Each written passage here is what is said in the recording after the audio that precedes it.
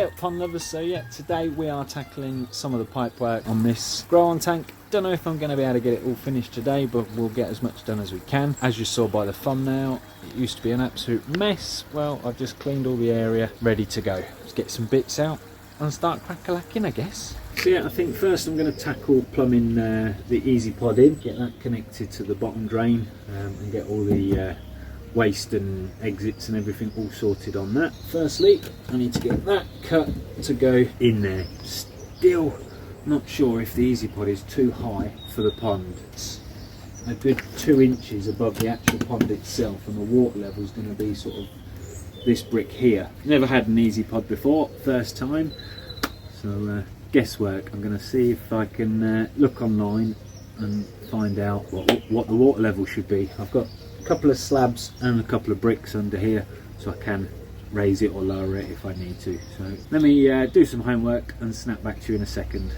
Yeah, so just been on the EA website, and they suggest the water level in your pond to basically the lip of the easy pod. So I'm way over, way over. When I asked on a video what height do people think I should be, everybody said to raise it, so I did by 1 brick. According to the EA website, I should have lowered it by 1 brick. What I'm going to do is I'm going to take a brick out, start there. If I still need to lower it more, then it's a lot easier to lower it than it is to higher it, because to lower it all I need to do is cut a bit more of this pipe off and drop it down a bit more, whereas to higher it, and that would be the same because I'm 90 out of here or whatever, and then down, so it'll be the same there as well, to just chop a bit of pipe off and lower it down. So yeah, I'm going to start high and see how it works and go from there. Snap back to you in a bizzle. Yeah, so that's lowered it by 1 brick. The easy pod now is the exact same level as the pond, but obviously it states the water level to this rim, which is 1 inch below. Ideally I'd want it 2 inches below, but we'll start there. As I say, if I need to cut an extra inch off the pipe and I'll probably just take then the slab off, that would probably reduce it by 1 inch, or take the bricks out and add another slab, because I've got a couple more slabs at the back of the garden. But either way, we will get to the right height, but I'll start there. I think that's looking pretty good. That's going to run it, according to the EA website, 1 inch below the top of the pond, which is a good start, isn't it? So I'm going to get this pipe cut and get the easy pod attached to the bottom drain. So here's my bendy wonky pipe. For those of you that can remember, where it came out of the ground, it was just too close to the wall to get the ball valve on. So with a heat gun, I heated up the pipe and pulled it away and then levelled it off. So that is now coming up perfectly straight, and I can get my ball valve in. So I've just got to clean the pipe because there's remnants of cement stuck to it, and then I can get this glued on to that, so I can then get the ball valve glued on to that. Well, that's one uber clean pipe. I'm going to get some glue and get gluing. You've all seen me glue before. For those that you that haven't, I will show you a couple of times on how I glue. Get a nice big dollop on your glue stick. Inside that fitting.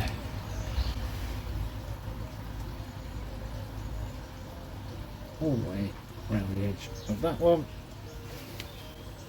and slide it on, just like that. Some people say to give it a little twist, some people say don't. I've never done it and I've never come across a leak, so I'm going to continue doing it the way I do it. That'll do nicely. That will set in about 30 seconds, and then I'll get the ball valve glued on. Just a little tip, guys, ball valves generally do have a direction. Just make sure you get the direction for the flow in the right way. Obviously that's saying water coming this way, so this is the bottom drain sucking out the pond, so my ball valves going that way. And the easiest way I find to do it is take the unions off. Remember to put your screw collar over the pipe, because once that's glued on, you cannot obviously then put your collar on. So we'll get this glued on, exactly the same as we did before. Just make sure you don't drip any glue on this first anyway. So again, big dollop of glue, try not to drip it everywhere. good bead and dollop round there. It's the same about trying to grip it on the threads. Good bead around there. Oh, gripped it in the pipe. I'd rather it in the pipe than on the threads, and then push it all the way in. I don't care that there's a lot oozing out. Oozing out means it's got a good seal. But yeah, that'll do me. That's glued in an absolute treat. Yeah, so as you can see there, both times I glued, we had a bit of drippage down the inside of the pipe, but that really doesn't bother me whatsoever. The more that oozes out, the better the seal. I'll let that set for a minute, screw the ball valve on, and then get this bit cut. Just really quickly guys, tip of the day basically. Obviously we all know what a ball valve looks like. This is a 3-inch ball valve, big chunky, very heavy bits of kit. Now a lot of people, including me, I need to adjust some of mine even though I did loosen them to start off with, but a lot of people find it difficult to turn their ball valves one-handedly. Now you can tighten and loosen a ball valve. I have shown you that on 2 previous videos, but for those of you that are new to the channel and don't know, let's show you how to tighten and loosen a ball valve. Now on one section of the ball valve you'll see you have 2 slits here and here. Some have 4, some have 2, but they all have them. Now sometimes the handle itself is the key to loosen them, and sometimes if you've got a ball valve like this is an ERA one, the key is in the handle. You'll see on the key 2 little slits where my finger is pointing to, and one on that side as well where my nose is. They fit into them slots like so, and then you can twist your ball valve that way, and then that's a bit tighter, and then if I go back that way, oh yeah, there you go, nice and easy one-handed. Just bear in mind, don't go silly, because if you do loosen it too much it could drip through and leak when it's closed. What you want is stiff but easy one-handed, if that makes any sense whatsoever. So that's good enough for me. Put the clip back on and we'll get it attached. So that side's now all glued on, all screwed in. What I want to do now is put the easy pod back on and get it measured. Basically what I'm going to do is I am literally going to measure this pipe to the top lip of that and stick the rubber boot fully over this pipe when it's connected to that, just so if I need to raise it I can just put another slab on and pull the rubber boot towards the edge of the pipe. As I say, it's a lot easier lowering it than it is raising it, because if I cut the pipe too short then we could have all sorts of problems and have to buy more fittings and cost more money, and I've done enough of that over my builds. One nice clean cut pipe, so we'll glue that in there, and then the easy pod should slide nicely on top. So I'll get that glued in and then get the rubber boot on. Yeah, so for this one, again, I'm taking the union off the ball valve because I don't want to get glue in the way of the ball valve mechanism. So I find it, again, the best way to do it, but you can do it however you like. So, oh, got to glue the sleeve on first, which I've dropped it in there. Probably can't get it out now. Oh, no, there we go. So get the sleeve glued in and get the pipe glued in. Don't need to worry about the union on this occasion because it's a straight bit of pipe. That'll just drop straight over, but you always need to think about, do I need the union on before you start gluing? Get that glued in there, get that glued in there. I'll snap back to you in a bizzle. That's all now glued and setting. I'm going to let that set for a minute because, as I say, I don't want anything dripping in the ball valve, and then snap back to you. And then we screw it on. It literally just clears the wall by about 1 millimetre. I'm doing that pretty tight, hand tight though. Don't over tighten them because you'll never get them off again. But you can always twist it just a tiny bit more if you see any drips coming out, but I'm pretty confident that ain't going to leak anywhere. Now, because I wasn't sure of the height, I have left the pipe just ever so slightly longer than necessary, because this is a slightly beveled edge, sort of sanded to be pointed. Luckily it's perfect because the easy pod fits just over it, and that's then flat on the step. So that's great. Get the boot attached to that. That way if I need to raise it, I've got basically a good inch or so within that boot. And would you Adam and Eve it, the sun's come out. But yeah, I've left myself just enough room there to get the ball valve closed. Just misses the wall, and that is all that. So I'll get the rest of the fittings out and get some more done. Another little quick tip, guys, if you had an auto on here, or if you've got leaky slide valves, leaky whatever valves, and you need to replace the fittings for this I got again from market Japan Koi Imports. It's made by eFast, but it is the perfect fit, straight to 1.5" pipe. There we go, and that screws in nice and tight to there. I've got a little bit of PTFE tape, I'm going to pop that on there, get that screwed in, and that'll be my waistline sorted. So I'm just planning everything out, getting it all ready to go. But I tell you what, guys, if you're planning on doing anything similar to me, or any kind of small pond with an easy pod and an air source heat pump, please plan your ponds to have everything, filters, pumps and everything, on the left hand side of your pond. Everything seems to be wanting to be on the left hand side. If the easy pod was on the left hand side, the waste and the pumps and the pipes and everything would be behind the easy pod, out of sight. Great. The fan for this is obviously facing towards me. The water inlet and outlet are over on this side, so I can't have it facing the wall because obviously the fan needs to blow the cold air out, so it's got to face that side. So now I'm going to need shed loads more pipework, well, fittings anyway. I've got the pipework to do it, but what an absolute ball ache, excuse my French. But yeah, so I did have enough fittings, and now I don't. Nowhere near enough, because I'm having to change absolutely everything I had in my head. So I'm getting there. I've had to down tools for a bit. I've had to nip up to Japan Koi Imports to get some more bits, because as you saw in the last clip, things are not in the ideal position. So my idea in my head went out the window, but I've got all the bits I need now except for one ball valve. I do want to add an extra ball valve, but I've been invited back up to Japan Koi Imports tonight around midnight, 1 o'clock, because they've got their largest shipment of koi coming in so far this year. 30 boxes, over 2,000 fish. So I've been invited up to give them a hand unboxing them, and for the first time ever, you guys are going to be able to see their quarantine procedures. Now, their quarantine procedures are one of the best, if not the best, in the country, and that's according to CFAS. So really looking forward to that.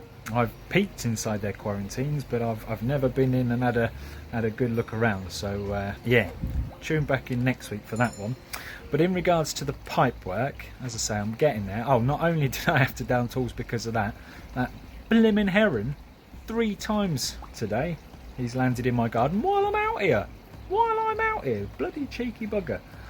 Fish want more food, but they've already been fed this morning. They have to wait till this evening. They are getting 2 feeds a day now, but yeah, they have to wait a bit. But let me show you what I'm up to. Yeah, so I've got one pipe glued on and rubber booted on down there.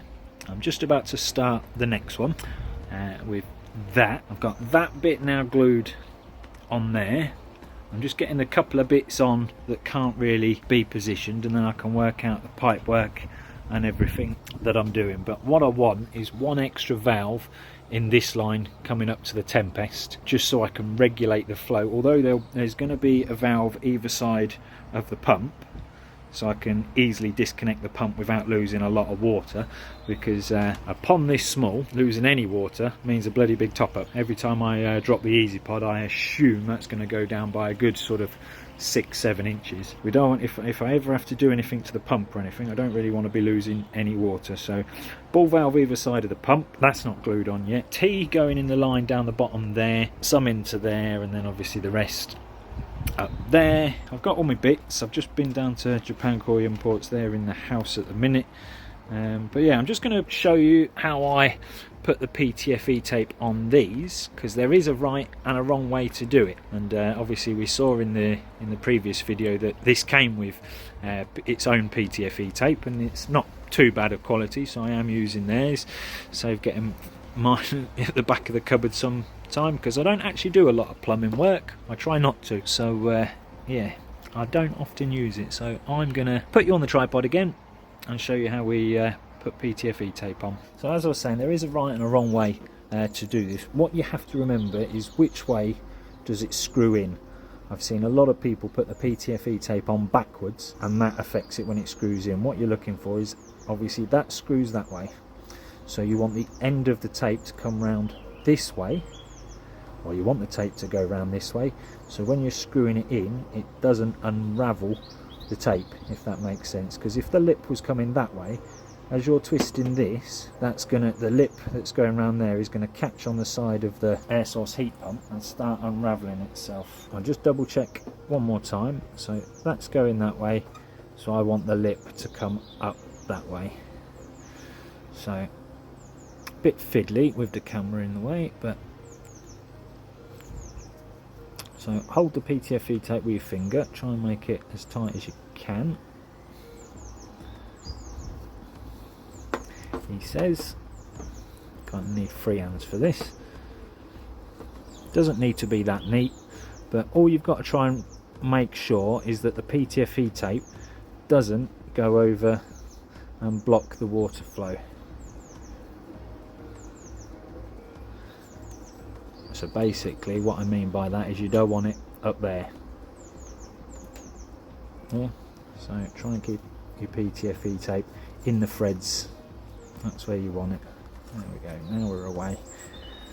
So I'm going to put a big old load on this one, because I put a fair amount on the other one, but it felt like it could take more as I was screwing it in. So keep it nice and tight.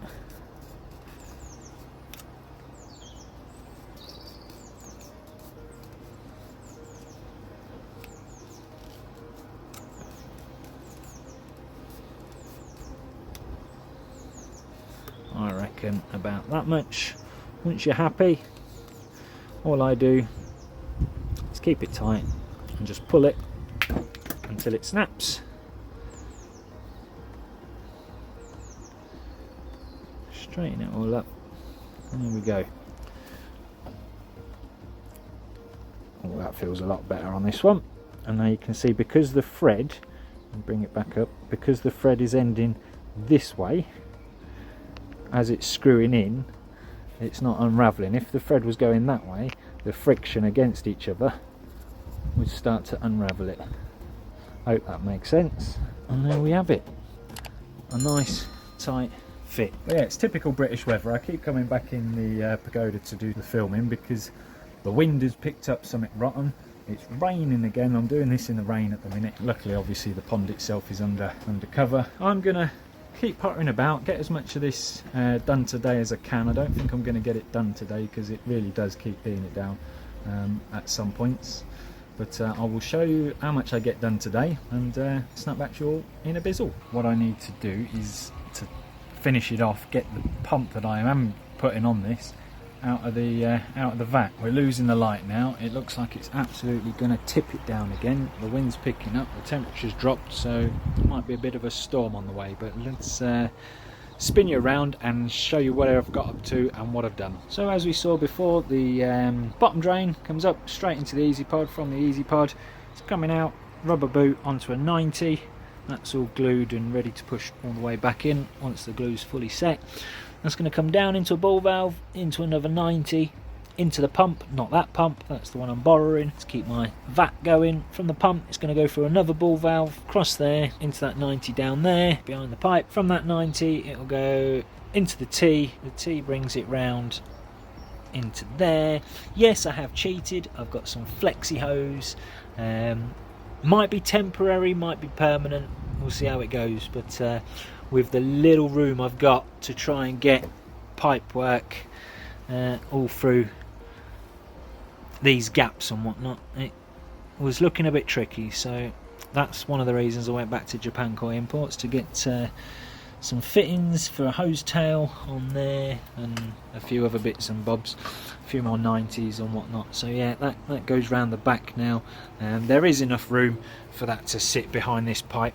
It's just that's where the pipe is currently sat at the minute. The pipe will be sat roughly about there, and that will wedge the pipe in against the wall. Then obviously it's going into this pipe, up into the Tempest, up over the Tempest, and then along, and that will drop into said Bakki shower, a little black one over there. So yeah, as I say, I need to get the pump out so I can line it up correctly there, so I can get it all plumbed in correctly. So I don't want to line it up to this one to find that one is completely different. So yeah, once I get that pump out of the pond, just got to work out how to put, I'm hoping the basket on that pump might be able to just cable tie or something around the hole on there, because don't want any of these little fishies getting sucked up there. Haven't seen the heron for a while, so that's good news. I've moved the decoy heron into the middle of the garden. I'm going to keep moving it around the garden. Hopefully that'll deter him. Yeah, Mark at Japan Koi Imports also said CDs hanging are a good way to deter herons. I used to have a couple of CDs hanging, but they fell off and I haven't found them to put them back on, so I don't know where they are. I'm sure I'll come across them when I tidy up. Well, there all them are. There would be a lovely heron snack. So the lid unfortunately is staying on 24/7 at the minute until they go in the new pond. But yeah, as you can see, some of them are pretty darn big now, getting close to 30 centimetres, especially this fella down here. Yeah, you. And you. And there's a couple more in there that are getting close to 30 now as well. But yeah, there's still a few in there though, such as this little Orchiba there with a funny shaped mouth, and a few others that are still relatively small, and we don't want them going up that pipe.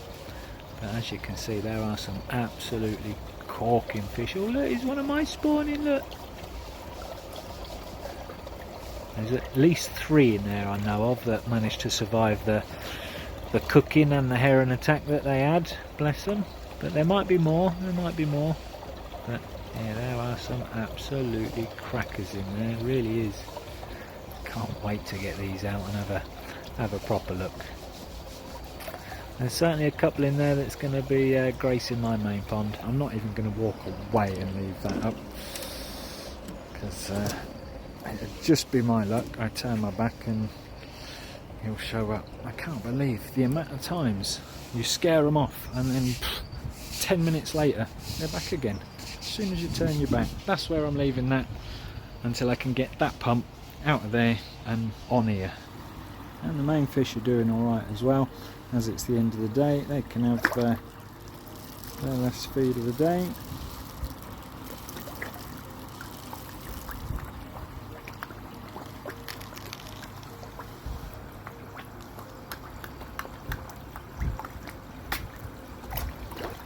Nom nom nom nom nom.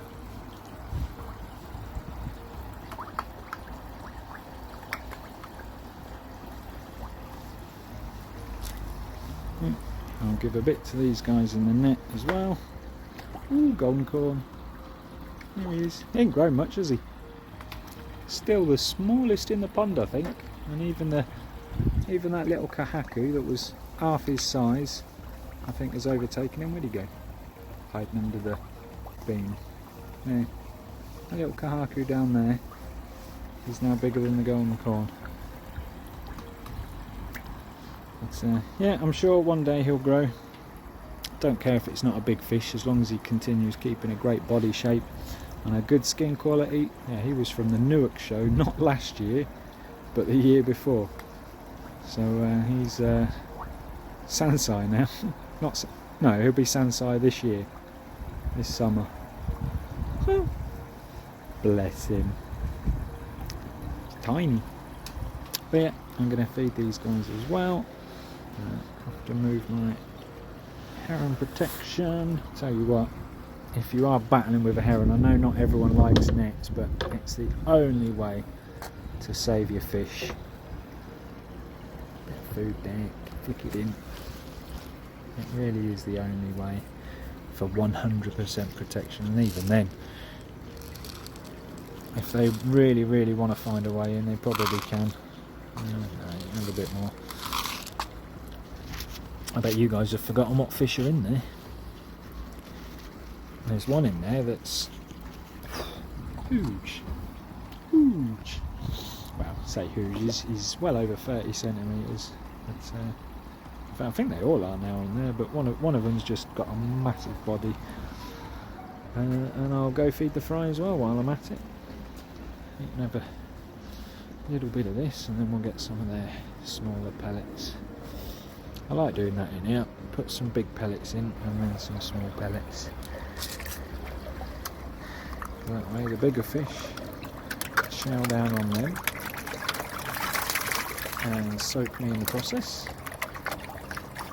And then by the time I go over here and get some of their fry food before the heron comes and lands in the bloody garden.